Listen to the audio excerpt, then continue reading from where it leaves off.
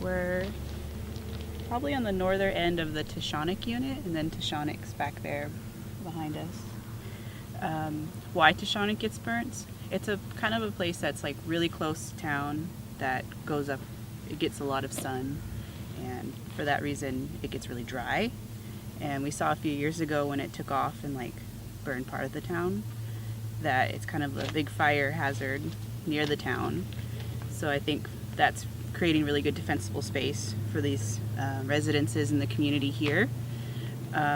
It also, we saw a lot of invasives out there. I think it was probably really good for that. If we keep burning it continuously, I think that would keep those down.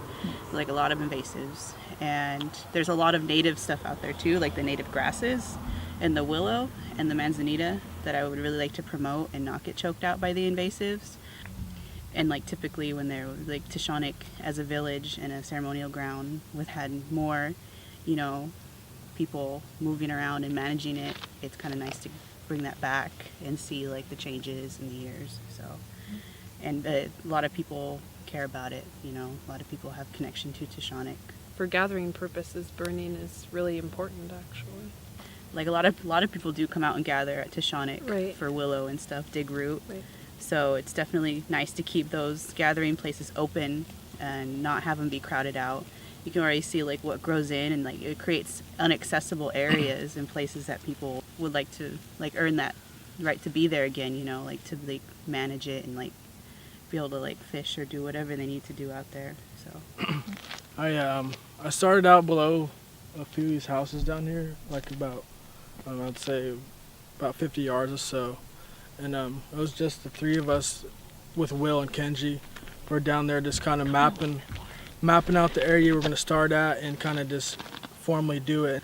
And by just following each other up and get a little ahead of each other and do a little cleanup behind and take a little swath, like 5 to 10 feet was the start. And then if you're getting really comfortable with it, you take a bigger chunk and then just kind of square it off or circle it off so all the fuels get into it, come together, and they just go up in flame and take off a lot more with the wind and stuff. As the day went on, we kind of split up and did different areas, and then we met up down at the down below the ceremonial site by the kitchen area where we eat a lot of the time during ceremonies.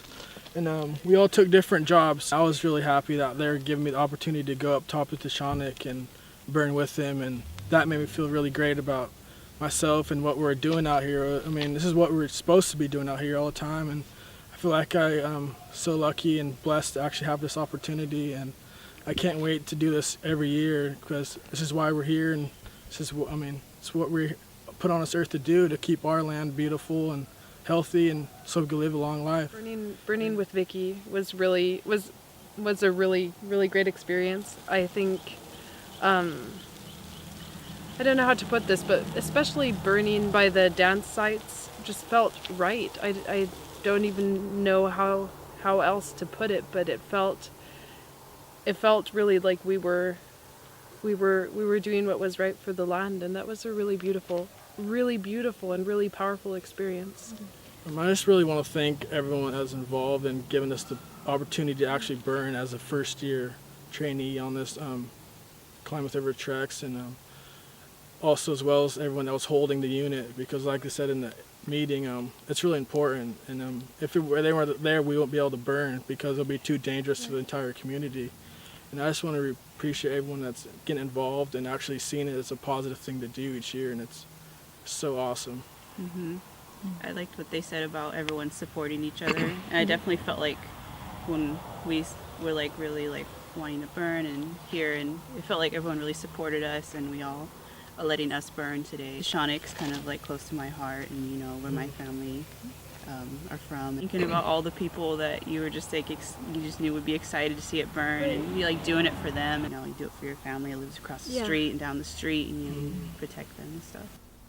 Yeah, I kind of want to connect just on what they were saying, because at the beginning of the morning I was actually on the holding kind of unit, and I was about to go. I was just getting my little briefing with our holding unit itself outside, and actually these two came together and actually supported me to get on the ignition crew, and I was really happy. As soon as Kenji called me up to hop in the truck with them. I was like, yes, you know. But I mean, at the same time, I wasn't bummed that I wasn't being able to do it, but I was just felt so much better that I actually had the fire in my hands and to help these guys to get this task done. And that, it was awesome. And another thing was, it's so awesome to actually see like everyone come together to do this. Like, I haven't really hung out with these two ever, but doing something so great brings us so much closer on a great connection, and it's like something that's gonna be in my mind, in my memory forever.